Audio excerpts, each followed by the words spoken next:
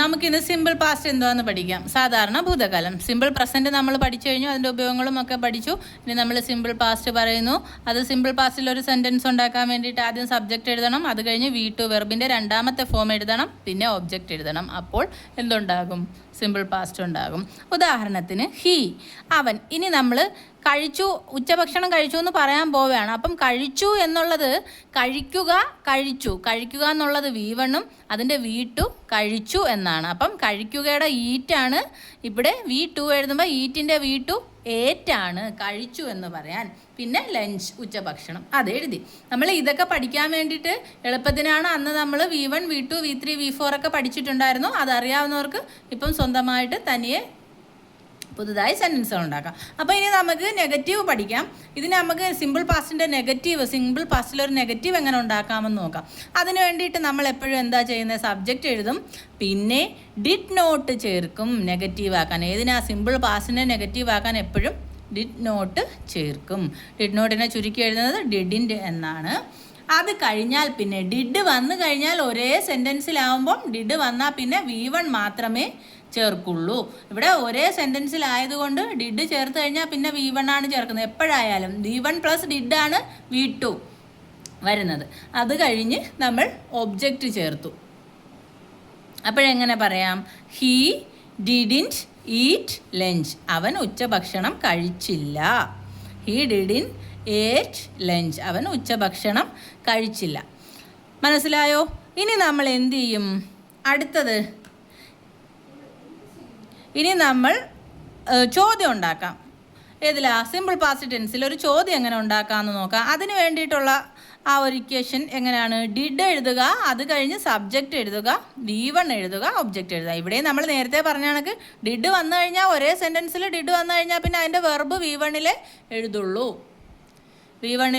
എഴുതുള്ളൂ. മനസ്സിലായോ? അപ്പം did subject എഴുതി, അത് കഴിഞ്ഞ് സബ്ജക്റ്റ് ഹീ എഴുതി, പിന്നെ നമ്മൾ ഈറ്റ്, V1 ഈറ്റ്, ഏറ്റിൻ്റെ V1 എന്തുമായിരുന്നു?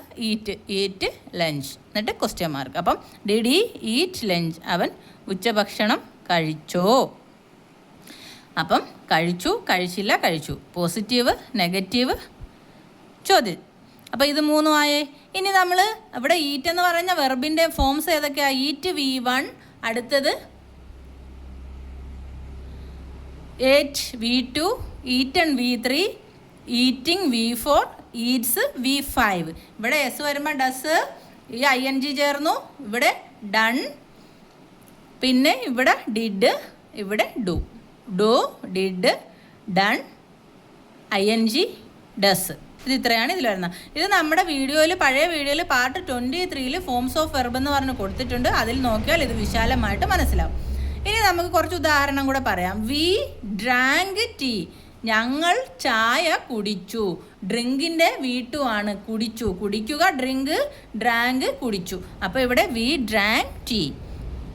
അതിനെ നമുക്ക് നെഗറ്റീവ് ആക്കുന്നത് എങ്ങനെയാണെന്ന് നോക്കാം. വി ഡിഡിൻ്റെ ഡ്രാങ്കിൻ്റെ V1 എഴുതണം, drink. We didn't drink tea. നമ്മൾ ചായ കുടിച്ചില്ല. Did we drink tea? അത് ചോദ്യം. ആദ്യം ഡിഡ് എഴുതി, പിന്നെ സബ്ജക്റ്റ് എഴുതി, പിന്നെ വെർബ് എഴുതി, ബാക്കിയുള്ളത് എഴുതി ക്വസ്റ്റ്യൻ മാർക്ക് ഇട്ടു. ഇവിടെ ഡിഡ് വന്നതുകൊണ്ട് ഇവിടെ V1 മാത്രമേ വരൂ. ഡ്രിങ്ക് എന്നേ വരത്തുള്ളൂ, ഡ്രാങ്ക് വരില്ല. Drank V2, drink V1. അടുത്തത് ഐ പ്ലേഡ് വയലിൻ. ഞാൻ വയലിൻ വായിച്ചു. I didn't play violin. ഞാൻ വയലിൻ വായിച്ചില്ല.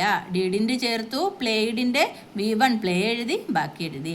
അടുത്തത് ഡിഡ് ചേർത്തു, ഐ ചേർത്തു, സബ്ജക്റ്റ് ചേർത്തു, V1 പ്ലേ ചേർത്തു, വയലിൻ എന്ന് ചേർത്തു. അതുപോലെ 2-3 ഉദാഹരണം കൂടി പറയാം. He went to market. അവൻ പോയി. വെൻറ്റ് ടു മാർക്കറ്റ്, മാർക്കറ്റിലേക്ക്, ചന്തയിലേക്ക് പോയി. അടുത്തത് ഷീ റോട്ട് എ നോവൽ. അവൾ ഒരു നോവൽ എഴുതി. റോട്ട് എഴുതി, V2 ആണ്. They came. അവർ വന്നു. V1 അല്ല, V2. Come came.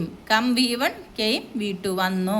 കം എന്ന് പറഞ്ഞാൽ വരിക, വരുന്നു, അത് പറയും. പക്ഷേ ഇവിടെ കെയിം V2. ദേ വന്നു, അവർ വന്നു. She wrote a novel. അവളൊരു നോവൽ എഴുതി. He went to market. അവൻ ചന്തയിലേക്ക് പോയി. ഇതെല്ലാം കഴിഞ്ഞ കാലമാണ്. ഓക്കെ. അപ്പോൾ ഇനി എന്ത് വേണം, ഇതുപോലെ നിങ്ങൾ സിമ്പിൾ പാസ്റ്റിൽ കുറേ സെൻറ്റൻസുകൾ സ്വയം എഴുതി പഠിക്കുക. അതുപോലെ നെഗറ്റീവ് ആക്കാനും പഠിക്കുക, ചോദ്യം ഉണ്ടാക്കാനും പഠിക്കുക. ഓക്കെ.